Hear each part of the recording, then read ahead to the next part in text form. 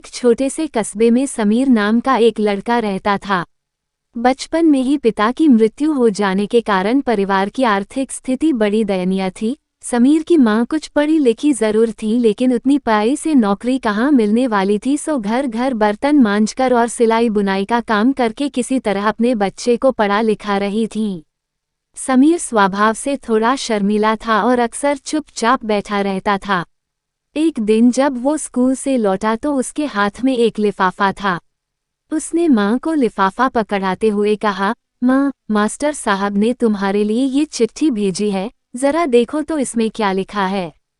माँ ने मन ही मन चिट्ठी पढ़ी और मुस्कुराकर बोली, बेटा, इसमें लिखा है कि आपका बेटा काफी होशियार है। इस स्कूल के बाकी बच्चों की तुलना में इसका दिमाग बहुत तेज है और हमारे पास इसे पढ़ाने लायक शिक्षक नहीं है, इसलिए कल से आप इसे किसी और स्कूल में भेजें।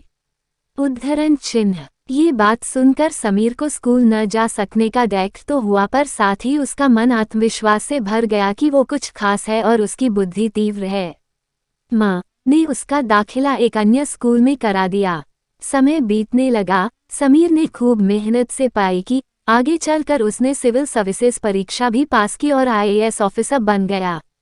समीर की माँ अब बूढ़ी हो चुकी थी और कई दिनों से बीमार भी चल रही थी और एक दिन अचानक उनकी मृत्यु हो गई। समीर के लिए ये बहुत बड़ा आघात था।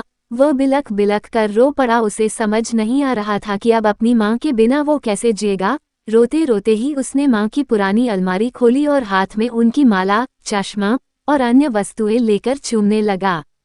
उस अलमारी में समीर के पुराने खिलौने और बचपन के कपड़े तक संभाल कर रखे हुए थे। समीर एक एक कर सारी चीजें निकालने लगा और तभी उसकी नज़र एक पुरानी चिट्ठी पर पड़ी। दरअसल ये वही चिट्ठी थी जो मास्टर साहब ने उसे 18 साल पहले दी थी।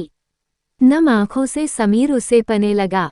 आदरणीय अभिभावक, आपको बताते हुए हमें अफसोस हो रहा है कि आपका बेटा समीर पढ़ाई में बेहद कमजोर है और खेल कूद में भी भाग नहीं लेता है। जान पड़ता है कि उम्र के हिसाब से समीर की बुद्धि विकसित नहीं हो पाई है, अतः हम इसे अपने विद्यालय में पढ़ाने में असमर्थ हैं। आपसे निवेदन है कि समीर का दाखिला किसी मंदबुद्धि विद्यालय में कराएं अथवा खुद घर पर रख कर इसे पाएं। सादर, प्रिंसिपल। समीर जानता था कि भले अब उसकी माँ इस दुनिया में नहीं रही, पर वो जहाँ भी रहे उनकी ममता, उनका आशीर्वाद सदा उस पर बना रहेगा। दोस्तों, भगवान सभी जगह नहीं हो सकते, इसलिए उसने माएँ बनाई। माँ से बढ़कर त्याग और तपस्या की मूरत भला और कौन हो सकता है। हम पढ़ लिख लें, बड़े होकर कुछ बन जाएं, इसके लिए वो चुपचाप ना जाने कितनी कुर्बानियाँ देती है। अपनी ज़रूरतें मारकर हमारे शौक पूरा करती है। यहाँ तक कि संतान बुरा व्यवहार करे तो भी माँ उसका भला ही सोचती है। सचमुच माँ जैसा कोई नहीं हो सकता।